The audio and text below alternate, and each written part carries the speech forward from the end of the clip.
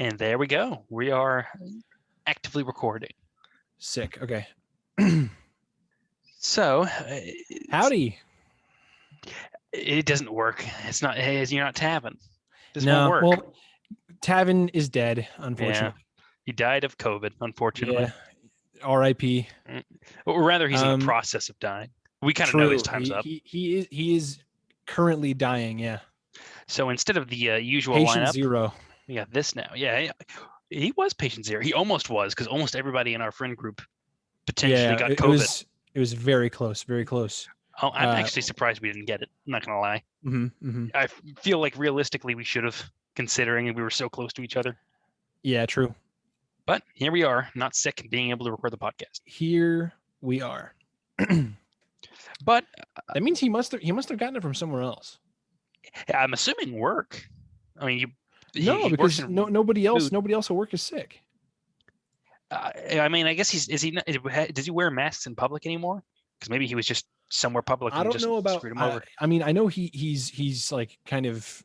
I don't know. He definitely wears it all the time at work. We've talked about even when we get vaxxed, we're gonna still wear masks. Well, I guess he just got unlucky. Well, we're all lucky. Luck of the draw. Yep. Well, there wasn't much that happened this week in terms of gaming news. Yeah, not a whole lot.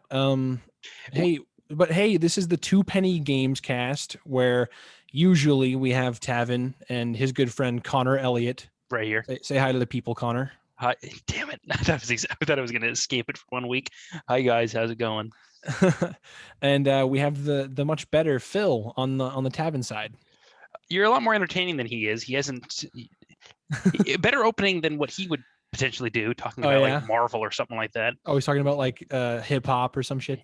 Oh my god. Yeah. All right. So this is a potentially scuffed episode of the Two Penny Gamescast, where we have opinions on games, and we come to you with our two topics, two pennies, if you will. God, just word for word, are you? Hey, I'm a fan. I watched the show. What can I say? Well, anyway, we're not gonna have necessarily two pennies on the Two Penny Gamescast. We're pretty much just gonna be talking about the Nintendo Direct. Yeah, by the time we uploaded the episode last week, it was before the Nintendo Direct happened, so we weren't able to talk about anything that went on there. Like everybody else had already done their E3 presentations and all that. So. Just Nintendo was the last one, and it turned out to be, well, I think is one of the best ones. There wasn't much stuff for me. There was personally. A ton of good stuff. Ton of good stuff. I don't know if you were really interested overall in the event. I think there were like at least 5 things that I was like, oh, that's neat. Well, the Direct was actually really good at just showing us games. So 5 games is a pretty understandable amount of games to be excited for. Very true. Very true. Yep. A lot of stuff coming to the Switch and such. Yep. Definitely better than Capcom's little presentation where they did nothing at all. I was going to say, if there was one, I didn't watch it. Oh yeah, there was nothing at all. There was like an announcement for Resident Evil Village add-on, which was the biggest news, but it was literally just text on a screen saying that they're making it. So the laziest they could have done it. Like at the end of like a Marvel movie being like, Resident Evil Village will return. It returned in Marvel's Avengers Endgame. But we do have a couple of games to talk about. We do. Our 2 cents on. Yeah. I mean, we obviously right off the bat they announced that what's his name from Tekken? He's joining Smash. I feel so stupid because I know the character and I just can't remember his name. Kazuya from Tekken. Kazuya. Yep. He was the protagonist of the first game, and he ended up being. I was gonna say you're the fighting game guy, don't you know those things? Come on. I would know it if it wasn't Tekken, because Tekken I don't personally play because it's a 3D fighter rather than a lot of the 2D fighters out there. Gotcha. So not really in my ballpark, but I do know about Kazuya because he was the first protagonist of the first Tekken game, and I think all the way up until the 4th one. Really into throwing people into pits. That guy. He loves it. Volcanoes specifically. Okay. He loves the volcano. So he couldn't get Kirby though. He couldn't get Kirby. He couldn't get Kirby. He thought he did, but he couldn't get him. But he does, both of me and you play Smash. So very true. Based off gameplay, how'd you like him? What you saw? He looked pretty neat. He seemed like he was real seems like he like is that like a change form deal where he like becomes or is that his ultimate? That's I'm assuming his ultimate. We never really got a clear cut picture on what that is. What I do know is that he does combos similar to what he does in Tekken. So he seems like a lot more of a technical fighter, kind of similar to like Ken and Ryu, as opposed to I really like Terry. Terry is good. He's from King of Fighters, so yeah. Kind of that same exact era. So kind of that same era. I kick Tavin's ass sometimes with Terry. I'm not gonna lie. Terry is good if you know how to use him, and it seems like Kazuya is going to be another one of those characters. I have a vague understanding of what he can do. So yeah, I know with Terry, he has a super input that does tons of damage. Yeah, dude, it's awesome. As soon as he gets over a certain like damage gate, like he gets 2 extra powerful moves. Yeah, and so I wonder if something similar is going to happen with Kazuya. Maybe his devil gene power, which that's what it's called, is going to be that. Maybe that's the damage gate, or is it? Or it's either his damage gate or it's going to be ultimate. Who plays with Smash Balls? Come on. Yeah, exactly. There's the Kirby. I'm watching it right now. And you're watching it right now. yeah.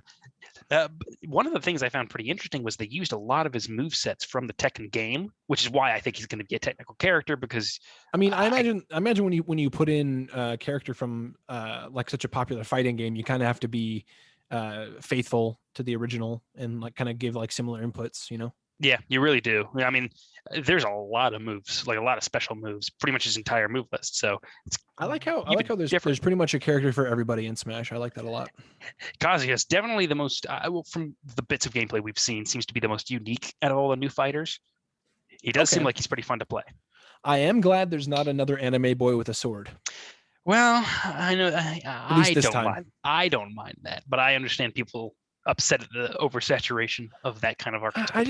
I don't hate it. It's just there's too many. Well, technically, Sora has a sword. Would you be upset if he got announced? No. Mm-hmm. There you go. You got me. You got me. That's the same way I am with Fire Emblem characters because I don't mind. Okay. I understand why other people do mind, but I don't mind. Sora would be cool though. Dude, Connor, when you're right, you're right.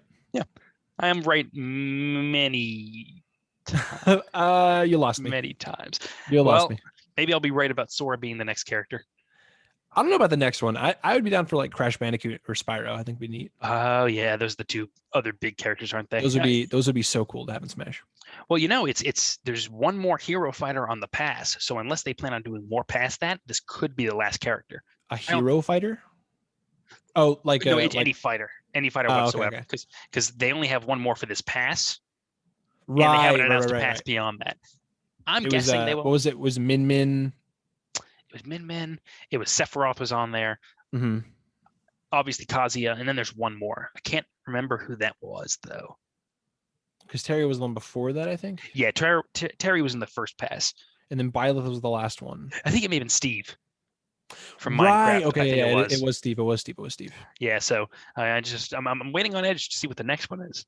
Because even though Kazuya does look interesting, it's probably not a character I'd pick up. I mean, I'm not a big fan of Tekken to begin with. I'll probably play him a little bit. I'll definitely try. Fiddle around with him. You got to have all the characters. So I'll definitely have them. For sure. Have you ever played Life is Strange? You're kind of moving on a little bit. You see, I watched Tavin play it all the way through. The first one. I do not like that game. You're at all. Not in I don't think you're really in that much of a minority. I've seen more people dunk on the game than praise it. Tavin, I've been very vocal about how much I don't like that game with Tavin, and Tavin's like, dude, you're only mad about the first game. The other 2 games are really good. And I was like, okay. I mean, I haven't seen anything about them. Neither have I. I don't know if Tavin's played them, but he was telling me, I think it was on a stream for Hype, twitch.tv/TwoPennyGames every Tuesday at 1 p.m. Central Standard Time. We're playing Mass Effect right now, Mass Effect 2. And we were talking about, I was talking about Life is Strange because we were kind of watching the direct right before, because it came out that Tuesday, Yeah.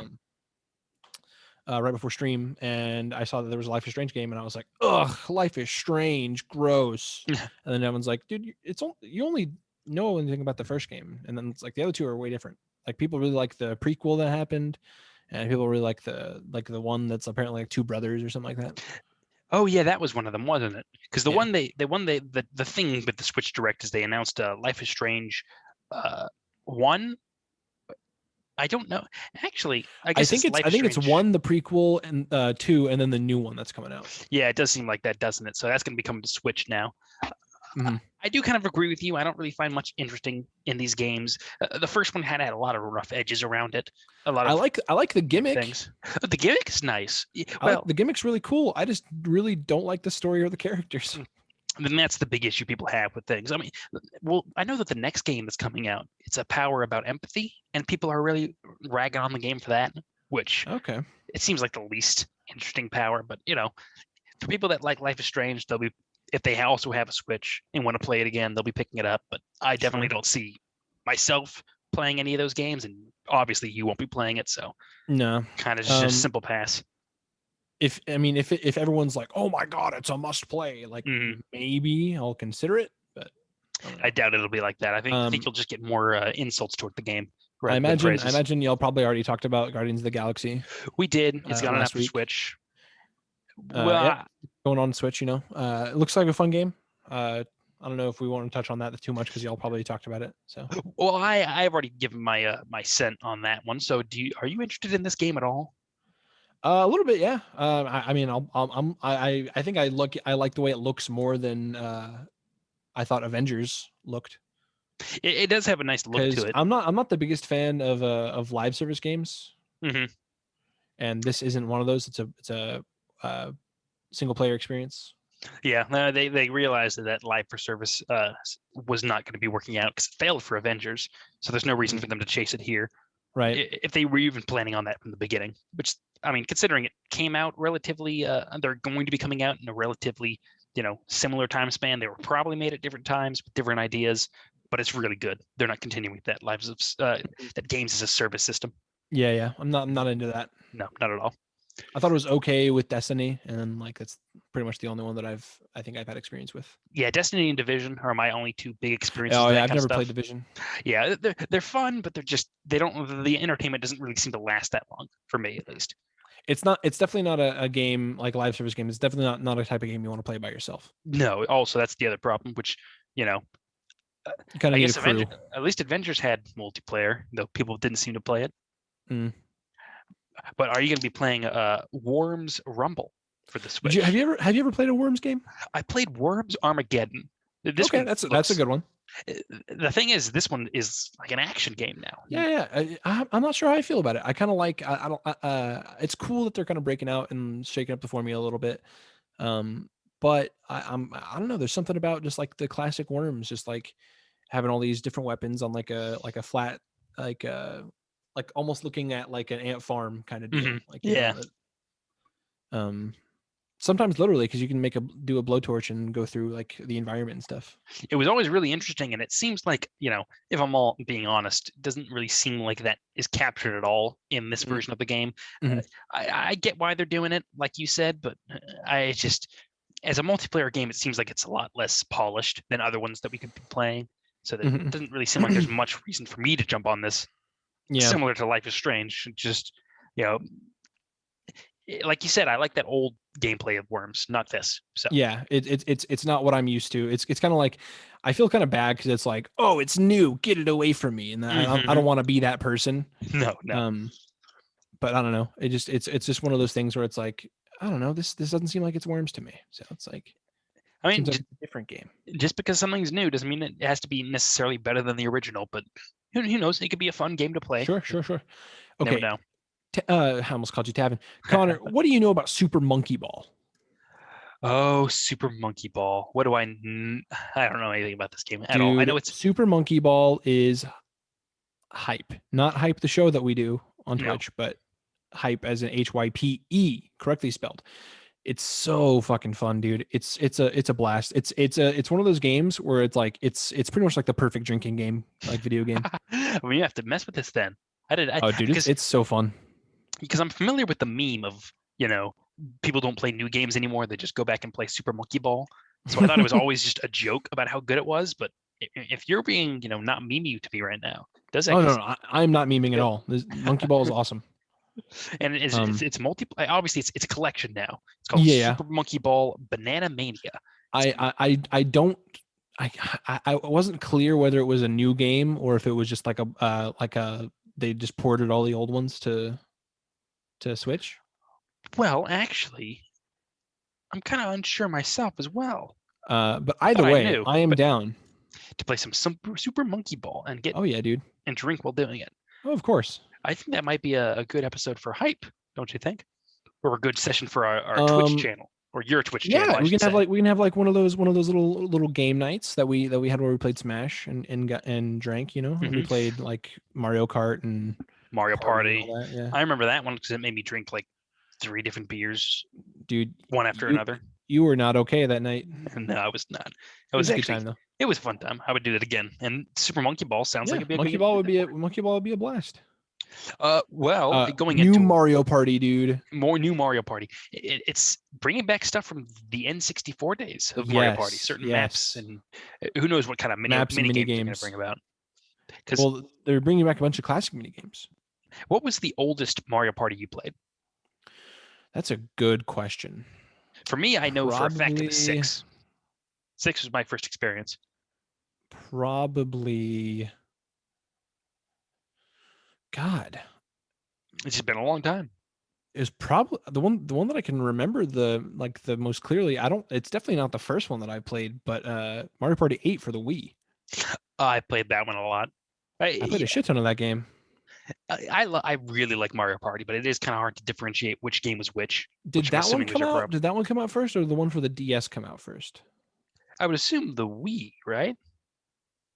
The Wii version of that game, because I never played that on release. I played that later on down the line. I played Mario Party DS a lot. No, I never got the DS one actually. Well, but no, this new one looks sick as hell. I'm very excited for this next one. I mean, pretty much everybody that owns Mario Party will probably get that because there's no reason not to. And that'll be another fun game to play. Mm-hmm. Getting inebriated. Absolutely. Dude, new Metroid Dread, which was a canceled game back on the 3DS, which really surprised people. It is back now. I don't know what your experience is with the Metroid series, or I think the only Metroid game I've played, which I enjoyed, it was I think it was called Metroid. Was it Fusions? It was the one that had like there was like some parasite that was attached to Samus, and like it kind of grew into its own. It became its own Samus or something like that. I see. The problem with me is the only one that I've played is Metroid Prime and Metroid Prime 2 Echoes. That's my experience with the Metro series, and those were was it first person? No. The one that I played was like it was like ported to the 3DS. Okay, so I can't. I played. I think that may have been like the second one in the series, but I wouldn't quote me on that because my experience is, like I said, only with the first-person games. Is it Metroid? Not the 3D platformer that Metroid is known for. Which, as far as a platformer goes, it does seem pretty fun. I know Tavin, for example, really likes the Metroidvania type games. So Castlevania, Metroid, those kind of games would be up his alley. So I know if he was here, he'd probably express some interest in it. Oh, for sure. As far as I'm concerned, it's probably not. I'm not a big Metroidvania fan. Oh yeah, it was Metroid Fusion that I played. Metroid Fusion. Okay, well, let me see what that one's called. Was that this Metroid Fusion? Huh. It was originally Game Boy Advance. Yeah. But I played it on the 3DS. Well, since you did play a Metroid game at all, would you think about getting this game? Oh, for sure. I think I'll probably play it. Like I'd give like a solid probably like 85% that I'll play it. Oh, really? That much? Huh. Yeah. Well, yeah, because I'm so used and expected actually for the next Metroid game to be another first-person game, it kind of took me by surprise. So I don't know exactly how I feel about this yet. I'm happy that they're going back to the the kind of what's that style, the side scroller? Yeah, 3D platformer, 2D platformer. That's it. 2D platformer. Yeah. That's the term. 3D platformer. Yeah, it's considering it hasn't been in the public eye for a long time. It is good that they're playing it, I guess, safer without going into those first-person games because that really could have been a hit or a miss. Well, this seems a lot more, with the added addition of enemies that seem to chase you and you can't kill. Seems like it'll be pretty interesting. I love that kind of stuff. I do too. Usually they scare me, which thankfully these guys don't look like they will. That clip that they showed where like you blend in to like the background and it ignores you. I thought that was really cool. That is very cool. It'll be a good way to change up things, but changing up things not in a radical way, but just enough to enhance the gameplay that everybody is familiar with the Metroid games. So that'll be a very fun addition if I ever pick that game up. I think I'm more than likely going to end up picking that game up and playing the shit out of it. Yeah. This will sell a lot. I think it was one of the most highly receptive games over at E3. Along with, I'd say definitely a high point, along with like Mario Party and stuff like that. Well, moving on, I kind of want to. I don't know what the next thing you're going into, Connor. What's the next thing that catches your eye? To be honest, it kind of takes a while to get to where I wanted to go. But all right, well, mine's actually really close. Okay. Mine's only like 3 or 4 games down. It's going to be WarioWare. See, that's what I was going to talk about as well. Okay, because okay, nice. So we're on the same page. WarioWare, Get It Together, which I have never played a WarioWare game. Have you? You've never played a WarioWare game? No, never. Oh, dude, Smooth Moves on the Wii was sick as fuck. Smooth Moves. For the longest time, I had no clue what this kind of game was because my only experience with it was the Brawl map in Smash Brothers. So I thought it was just some original random map that was created, but I found out later that it was actually a game. And it's not a party game, is it? It's a no, it's not a party game. You can like pass the controller around and kind of make it a party game. And there's also like little mini games that are multiplayer, like 2-player, like just two, like one, not one controller, but like plug in like a second controller and go to town. The original WarioWare was really fun. I also played that one when it was ported to the 3DS. I don't know if you're familiar, when the 3DS like first launched, there was a program going on called the 3DS or the Nintendo Ambassador program, where like you could download a bunch of free old classic Nintendo games through the like little virtual boy that was on the or a virtual console, I should say, on the 3DS. And that was one of them. That was one of the games. And they haven't made one in a long time, have they? A WarioWare? No, it's been a long time. I think the most recent one was Smooth Moves. Huh. It might be an interesting game to pick up, though. I know that I don't know if it'll be worth the $60 price tag. It'll probably come with. I'm not sure about that either. They might have. I mean, knowing Nintendo, they're probably going to keep it $60, but I could hope for them to be a little bit cheaper with the price tag on this one. Yeah, even though it is funny. What's the next? Since we were kind of on the same page on that one, what's the next one that you saw? Well, the next one that actually was kind of a disappointment was Shin Megami Tensei 5. So I've never played. I have no experience with this. Neither do I. My experience has been with Persona 5 and Persona 5 only. Now, our buddies Spencer and Michael love Shin Megami Tensei. And especially Michael, he kind of. I was gonna say it's the same. It's the same studio that makes Persona, right? Yes, it is Atlas, same studio, but they actually. This was the first game. This came before Persona did. So everything that happens in all of the Persona games is modeled after the systems in Shin Megami Tensei. So, Persona went with a more party-based system where you have characters serving alongside you who have their own summons of, different mythological fictional beasts. But in these old games, it was really based around capturing demons and using them basically as Pokemon. It's very similar to Pokemon, a hardcore Pokemon, if you will. Okay. And they always seem to have some kind of very weird fantasy element going into it and being very difficult. So that's usually some of the big traits of a Shin Megami Tensei game. And this one had been in the works and spread around the internet for a long time, because for the longest time we just knew it was happening but hadn't seen any gameplay until now. And frankly, it's it seems like it kind of lacks the style of the old Shin Megami Tensei games while also lacking any kind of style that Persona had. I know there may be, Shin Megami Tensei fans who saw this gameplay and thought it was really amazing, but it looked kind of just not lackluster in your eyes. Huh? Yeah, a little bit lackluster, especially for someone that was really keen on trying to get into Shin Megami Tensei through 5, which after seeing this, maybe I'd rather get myself familiar with games that have already been out for years now and were a lot more well received, like Soul Hackers, for example. But I might pick it up. I know as a Pokemon fan, you might be interested in it because it is similar to it. I don't know. I tried playing through Persona 4, and I only got like, I think I played for like 2 hours and only like one thing happened. And I was so, I don't know. It was just so much reading, and I just was, it didn't grab me. I don't know what about it. It didn't grab me. And it didn't seem, I didn't get any of like the RPG elements other than like I played one, I think it was like one fight that I did, and it was like that first one where like your friend, his like dark side is like being an asshole or something like that. Well, I can't. I'm pretty sure Shin Megami Tensei games have a lot less dialogue and they're a lot Okay. more gameplay centric. Yeah, like I said, it's not based around a party system with characters running around with you. So it seems that you're largely by yourself. So there's not really a lot of conversation to be had. Okay. So it's usually just getting to the next gameplay area. It's very gameplay focused. Gotcha. Okay. So I mean, we'll see how it actually is on release. Yeah, we'll It's see. probably good. It's just a little bit below what I was expecting in terms of Definitely style. wait and see. Yeah, definitely wait and see. So for some people, though, I know they'll be jumping to play this game after so many years. Well, the next thing that kind of caught my eye, and it's not like a wow, that's amazing. It's like a, oh, okay, that's cool. Is the Danganronpa Decadence? Yeah, I've never played a Danganronpa game. They're fun, dude. Oh, you have. You have. Oh, yeah, they're very fun.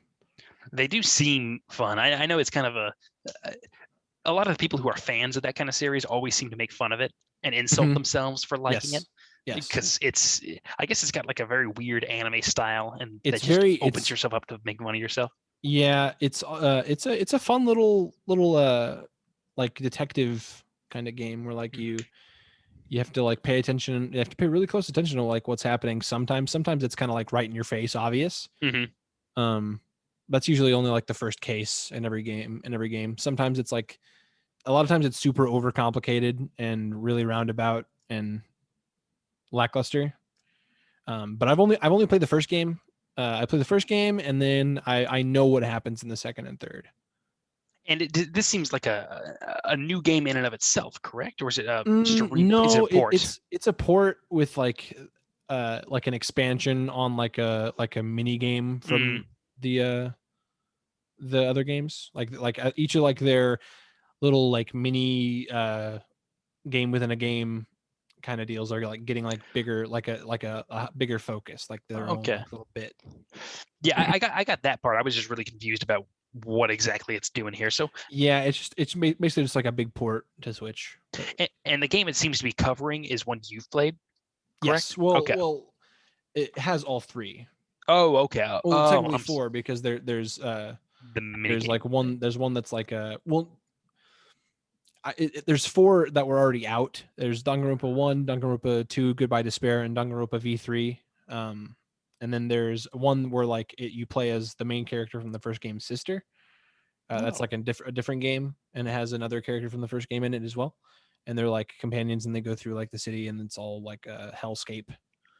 And then there's the one that's like an expansion on the little mini game. Okay. So it's all of that. Now, I don't know if you've had an experience with this kind of game, but have you played any of the Phoenix Wright games? Yeah, I played all of the first game. Okay. When did that first game end? Because weirdly enough, I played it on my phone, and I couldn't, because it was a package with the first and the second game, and I don't know where the first game ended. Do you remember the final case that was in that game? Well, so the one that I played, I don't know if it's like an expansion or not. I played it whenever it was remastered for like Xbox One. Oh, okay. Which was I think only like a year, 2 years ago, something like that. But I played, I think there's only 5 cases, and then there's like one like bonus, like a little bonus case. Okay. I don't really remember all the details. I'd have to like hop back in and like watch something to refresh my memory. Well, in going off my question, is it the detect? Because obviously it's a whodunit mystery, so you're kind of having to snuff out which character in your class. Yeah, it's a killing game. Yeah. So it works similar to the way Phoenix Wright works in terms of calling out people when they're wrong, or there is a trial element where like you kind of have to put all the evidence together and do that, but it's a lot more character focused. Oh, okay. So it sets them up and then has to make you find out if they actually did it. Okay. Yeah, it's there's a lot of like there's like a little rhythm mini game that you can do, and there's like a bunch of little fun little aspects to the actual case. Okay. Well, this actually might be a game I could be interested in picking up. I would recommend it for sure. I mean, I've seen so much stuff about it, and I have no clue what the game's truly about, besides just being a murder mystery. So yeah, I think it'll be a good buy. Yeah. Connor, have you ever played a Fatal Frame game? No, but I was interested in this one because I was aware of the Fatal Frames back in the day through a TV program called X-Play. Don't know if you watched that. No, I've never heard of it. Yeah, X-Play was it was on G4, and they would cover video game news and do reviews, and they were really, really fun to watch. And one of the games they covered was Fatal Frame. And I was a kid when I watched this, and I got scared shitless. This game terrified me from what I saw. The only experience that I have with the Fatal Frame series is my uncle, when I was a kid, he would play this game. Same uncle who I first played Kingdom Hearts from. Would play Fatal Frame, and I would try to watch him play, and I would get scared shitless because it was scary. little ghosts running around. It does seem, from the gameplay that I'm seeing here, it doesn't seem all that scary. Obviously, I've never played it, so I can't tell when I'm actually I kind of skipped through as soon as like I got like toward like a bunch of games that I saw. I pretty much just skipped through until I saw something that interested me when I went through the direct. Yeah. And I would just skip through, and I was like, oh, cool, Fatal Frame. And I skipped through all the shit about it. Yeah, it just seems like a sequel to that franchise. We haven't had a new one in a while, if I'm correct. I'm pretty sure it has been quite a while. Let me look up when the last Fatal Frame game was released. Yeah, and if I remember correctly, the last one was apparently pretty poorly received, whatever it was. Let me see what latest release was Fatal Frame Maiden of Blackwater, September 27th, 2014. So it has been 7 years. So this is a remaster of that game. Is it? I see now. Yes, it is, because it is called Maiden of Blackwater. And when you were reading it, I thought you were just looking at the next release for this game. No. It's September 27th, 2014. Look at us. We don't know what we're talking about here. No, not here. we just have no experience. I just knew the name. I recognized the name. I was like, oh, that's cool. Well, hopefully this will bring in some good money for the Fatal Frame franchise. Maybe get a new game out. For sure. What's the next thing that caught your eye there, Connor? Well, I mean, you had things like Doom Eternal: The Ancient Gods for Switch. Then you had Tony Hawk Pro Skater. So the next thing that I found was actually, at the time I wasn't interested in it, but Advance Wars 1 and 2. I was gonna say I've never played an Advance Wars game, but it looks really cool. You see, I before this I'd never even heard of these games, but I know. I definitely heard the name. You had, because it was back in it was a Game Boy game, wasn't it?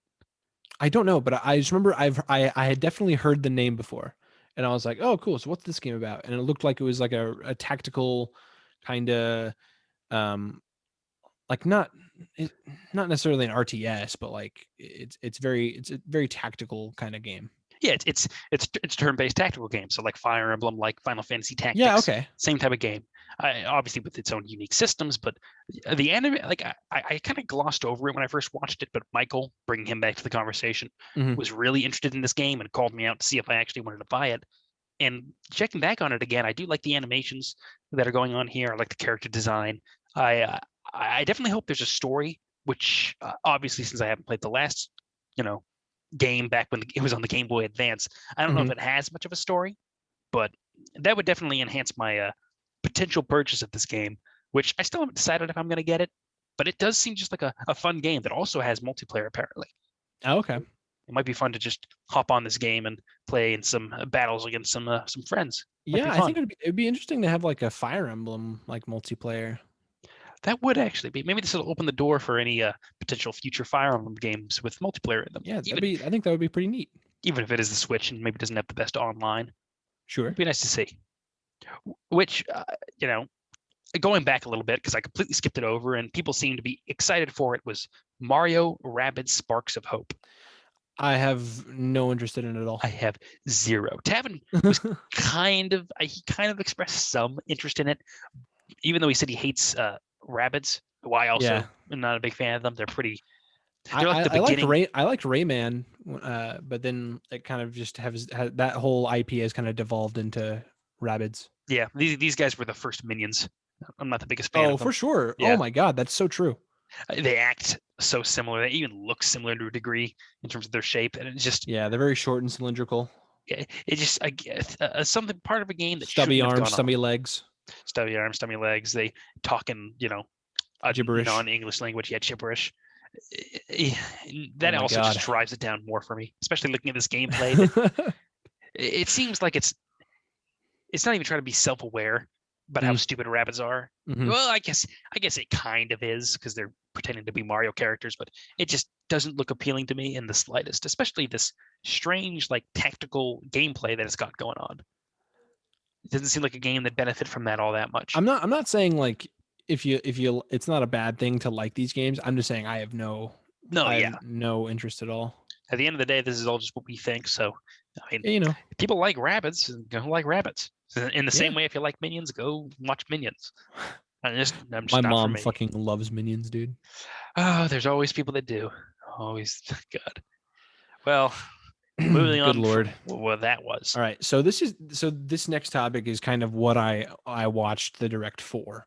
The best part of it. The big daddy. Obviously, I'm talking about Hyrule Warriors. No, I'm kidding. I'm talking about Legend of Zelda Breath of the Wild sequel.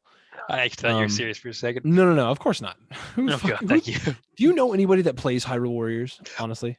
All I remember is people were disappointed about it because it didn't try to have a story or tell the prequel it's a Dynasty Warrior. It's Dynasty Warriors skinned as Legend of Zelda. That's all it is. Yeah, exactly. Which people wanted it to be more than that. And even though that part of it was fun, it didn't have any story or anything like that. So they just didn't invest a large audience whatsoever. At least I don't think so. Obviously, they think they made enough money to make a pass wave 1 with a bunch of new content in there, but we'll see how well that does. Back to brass tacks, Connor. The big thing. The Legend of Zelda Breath of the Wild sequel, like if you notice, they don't give us the title of the game. No, they do not. The sequel. I saw a really funny tweet because they said that like the title of the game gives too much away of the of like what like it, they don't want to spoil like certain elements, and someone tweeted saying, "Oh, it's going to be Legend of Zelda Endgame." Oh, like Avengers Endgame. I mean, we don't know. They said the same thing for that movie. Well, I you and me are both Breath of the Wild fans. We both really love that game. Fuck you, Tavin. That game's great. At least Tavin recognizes he's in the minority and probably wrong about his opinion, but he does, but still, we have to kind of shit on him for it whenever we can. Because absolutely loved Breath of the Wild. He says he didn't like the game, but he played 40 hours. At least he gave it the time. You can't say he didn't. Which, I mean, like, who knows? Maybe he was bad at the game. Maybe that's why he was bad. Probably just mad because bad. You hear that, Tavin? You're bad at Breath of the Wild. I like how this portion of the podcast is just us shitting on Tavin. We haven't even talked about the game yet, or any cool things that might be in there. Yeah. I mean, it looks like there's going to be a lot of like aerial traversal and like time elements. Yeah, it all looks really cool.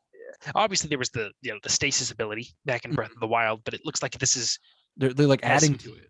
Yeah, it seems like there's more gameplay, combat reasons to use it. Even though, obviously, if you watch those pro videos of people doing things in Breath of the Wild, oh my god, yeah, people go nuts in that game. They go crazy. So, it's but to have it, more accessible to the layman who doesn't have all those skills, it'll be making some fun gameplay experiences, especially with those time reversal things and. Yeah, the normies. Not well, I guess we are normies in this case. We're not the pro Legend of Zelda players. I'm not a normie. I'm epic. You're an epic gamer who plays Legend of Zelda. I'm an epic gamer who plays Legend of Zelda. But I've always been interested in the feel of Breath of the Wild and the tone of it. So I'm curious. I love it. It's so relaxing. Like like you load up the game and that music hits. It's fucking Epona song. The all that shit. I love it. This is a good game, and I'm excited to see what kind of stuff they do with the world because, like you said before, also the air traversal, kind of a callback to Skyward Sword. Seems like it's going to be a big point of this game with being able to fly. It's pretty important. Yeah, a lot of paraglider action. And I know there's people out there that probably dissected this trailer to look for story elements to it, which who knows what's going on. I'm on gonna be here. honest, I only watched it once. You only watched it once, huh? Yeah. Yeah. So this and Elden Ring were the only two things that I actually bothered watching multiple times. Elden Ring more than this, but still, I kind of got a good sense of what kind of new stuff they're adding, especially with that seemingly kind of like teleport system. But like how you phase through like the bottom of you're talking about like the clip that showed where like he like phased through the bottom of the rock and then ended up at the top. It looks like that's the system of how you're going to be able to access the floaty areas in Breath of the Wild. And I just, do you think it's going to be the whole original map of Breath of the Wild in addition to new stuff, or is it going to be a completely new map? I feel like maybe there's going to be like some change in geography or like some because I think the castle is flying now, like it is Hyrule Castle. That was the big final shot of the trailer. So yeah. Definitely story reasons for why that's happening, but and probably why there's floating rocks in the sky that you can go to, I assume. But I am, like many people, chomping at the bit to see the rest of this stuff come to fruition. So excited because Breath of the Wild I loved. They have this. They look like they have some new like enemy types in there, like the hop. I always forget their names. What are they called? The hobgoblins. The Bokoblins? Bokoblins, yeah. They seem to be riding a giant rock monster, similar to what you fought as a boss character. What were they called? Oh my god! It's been they're weird names. Because what it was that it was holding one of their like little treehouse things. It was like on top of it, and it rose up from the ground. So they were like teaming up. It'd be cool to see more and more of that kind of stuff. Fight against those kind of enemies. More enemies like teaming up to kill Link. Always fun to fight as Link. I wonder if they're going to keep the weapon degradation system, because I know I already know how you feel about Link, Connor. Oh, I like Link. I like Link. Love it. So that alone, especially with his new design, with his cool looking arm, which it almost looks like that's like the Sheikah slate being dissolved into his arm. Oh, that'd be cool. That's just my educated guess. But no, going back to what you're saying, I do think they'll probably go back to the weapon degradation because I feel like that was kind of fitting with the spirit of exploration in that game. Because they don't want you to be stuck on just that one type of weapon. Not necessarily the one type, because there's multiple weapons in that type. So you can have like long weapons like spears, like a bunch of different kinds of spears, a bunch of different kinds of clubs, a bunch of different kinds of like long swords, one-handed swords, all that kind of shit. The boomerangs were always super cool for me. Yeah, you had to always catch them when they came back at you. They're one of the best uses of boomerangs in a game because they actually come back. Oh yeah, they're awesome. Did you like the weapon degradation system though overall? In the first game? Yeah, in the first game, because I found out a lot of people hated that. Like that was one of the biggest criticisms people had. I feel like that was like an important part of the game, because you don't want to be like, once you get the Master Sword, you don't want to just be like only relying on the Master Sword, because like I liked how it was like a charge up system. Like you use Master Sword, and then it's like, oh, you gotta let it recharge, and then you go back and claim it whenever you're done. I did like that, and having to use all the other weapons instead of just the Master Sword, which in last Legend of Zelda games, it's all you would do, and they would, if they didn't have that recharging system, you would just do that over again. So I like how they changed it up. Did you do all the DLC for Breath of the Wild? I haven't even completed the main game. I'm not gonna lie. Oh, you said that when we were talking about our top 10 games. Yes, because I've gotten so caught up in exploring. I've spent over 60 hours just that's actually a pretty popular episode of the podcast, the top 10 games. I don't know if you've seen. It was a very, very fun episode to film. I actually haven't looked it up recently, so I did that. It's got a decent viewing, I think, at least from what I've seen. Well, other than that, I think that was all that was talked about during the Direct. That was the big finish, was them showing the trailer. Yeah, it's what everyone kind of tuned in for. So those been our two, more than two pennies that we've given. Oh, for sure. I mean, Tavin's not here. He can't stop us. No, he cannot stop us. We can give as many pennies as we want. That's right. We're busting open the piggy bank on this one. Now, beyond just the Nintendo Direct, this is where the segment where we go into talking about. Yeah. So I keep wanting to call you Tavin, because the only person I record podcasts with is Tavin when we record after the hype. I'm actually surprised I haven't called you Tavin yet. Well, I'm epic. Whatever. Hey Connor, what have you been playing? Well, I've beaten Mass Effect 2, the main story Nice, of Mass Effect 2. nice. There's two DLC that I had left after I beat it. I've completed one of them, The Lair of the Shadow Okay, Broker. I was gonna say you probably save that one for last, right? Yeah, well, the one I'm saving for last is the Arrival DLC. Won't go into why. Okay, yeah. I mean, yeah, definitely don't do that because I'm not that far. No, yeah. So The last thing I did was I picked not because you can't pick her up. I went and to the planet where you find Ashley, and she's like, "What the fuck? You're not cool anymore," or something Horizon, like that. yeah, Yeah, Horizon. That's what it's called. yeah. That scene's that's kind of the I wouldn't say the midway point of the game. Okay. Kind of, yeah. No, Tavin's been saying that. like the whole point to this game is like you're pretty much gearing up for a suicide mission. Yes, You're trying to prepare as much as possible. And maybe some people will die. Who knows? Tavin has said that there is pretty much everybody can die. Even Shepard can die. Yes, there are the canonical endings where he will die, and then when you try to load up Mass Effect 3, it is a different save file. Yep, I've never seen how that plays out, and I probably never would because I'm not bad enough at the game to make it. I don't like that. I don't like dies. the prospect that might happen. I don't like that. That's why I'm going to do my best to prepare. Yeah. So overall, what is your? I know you played Mass Effect 1 on hype before. Yes. Great game. So you overall had a good experience with that. Yes, very good. Comparison to that, how does Mass Effect 2 feel playing it for the first time? Overall, I'm liking it less than I like the first one. Less, really? Yeah. I don't like how so obviously what I've also been playing Mass Effect 2 on Twitch.tv test 2PennyGames playing hype. Have you ever played playing some Mass Effect 2 Tuesdays 1 p.m. Central? Go check it out. You gotta plug in. You're filling the purpose. I'm Tavin this episode, so I have to. And that is what Tavin does. Yes. He'll be proud of you. He every single opportunity he gets, he always plugs it. But good for you and good for Tavin. Yes. But yeah. So what exactly is it that you like Mass Effect 2 less than 1? What's hitting me is I don't like how they not shorten. That's the wrong word. How they kind of lessen your choice. Like they give you less options for like powers because there's overall less for each character. Mm-hmm. I don't like how much more restrictive it is about weapon types. I don't know. I'm not the biggest fan of this one so far. I'm enjoying like the story moments. It's just the gameplay. I'm not digging the combat as much as I liked it in the first game. You see, Tavin's probably happy that you're saying that because yeah, both of you are kind of in the minority in that segment, at least as far as gameplay is concerned. From the point that I am in the game, those are my feelings. Mm-hmm. And you know me, Tavin's been saying I'm kind of one that I have to warm up, let myself warm up to a game. Right. When I'm playing it. Once you start getting into the loyalty missions, that'll really tell which game you like. That is also what Tavin has said.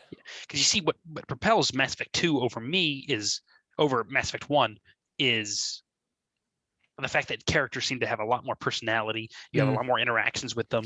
I'm getting a lot more like personality from each of the characters. I will say, getting a lot more like life development. Yeah. It just seems the dialogue also just seems to have more life in it. Like for example, Liara, she's one of the characters. I haven't met her yet. I haven't found her yet. Oh, I'm talking about Mass Effect 1. Oh, Mass Effect 1. Okay. Yeah. Okay. When you can romance her, it seems kind of weird, forced, because she's one of only two options that you can have available to you. True. And it never seemed like that romance was really worth it. At least it didn't make it seem like it was worth it. Whereas in this one, they give a lot of pretty good stuff to make you like the character before being dedicated to them in any way, shape, or form, which really propels Mass Effect 2 as my favorite Mass Effect game. But it has been a while since I played 3, so maybe that'll turn and become the new favorite Mass Effect game, despite me not liking the ending for that one at all. I have seen Tavin has told me that like, well, I guess both I have seen and Tavin told me that whoever you romance in the first game, I like how there's like a little picture of them in your quarters. And if you change romances, the pictures face down on the desk. Oh, that's what I did. I haven't actually seen that yet. It's really, I think that's really funny. But I'm pretty sure I'm gonna stick with Liara when I find her. Liara is just once again I was reminded she's just a great character in Mass Effect. There's a reason why she was so marketable when compared to some of the other characters in the cast. Be good to see your reaction on how much you like her going forward, because I think she's even better well written past the first game. But well, I'll have to just wait and see. Have you played anything else you've been playing this week? I finished Ratchet and Clank. Oh, it wasn't that long of a game, was it? No, not super long, but I think I had a great time. I got a good I want to say probably 12, 13 hours out of it. Yeah, good sized game. The actual main story. But like, there's still I can do New Game Plus and upgrade all my shit even further, and I still gotta get all the trophies and such. You are gonna do the trophies. Yeah, for sure. I mean, it is a Ratchet and Clank game. It's already pretty easy, so probably easy to get trophies as well. Yeah, and I guess you'll be. I guess you and Tavin might be doing a review for that game. You've already done one. Yeah, we did a review of our initial. I think we had both played for about like 7 or 8 hours. Right. So we were around like the same point in the game, and whenever we went and talked about it, so we were like, yeah, let's give our initial opinions, And I think those opinions like are still the same. I still really like that game. Rivet is one of the best characters in Ratchet and Clank, like the entire series. Oh, really? She's that good? Oh, she's really good. She's extremely likable. Kit is amazing.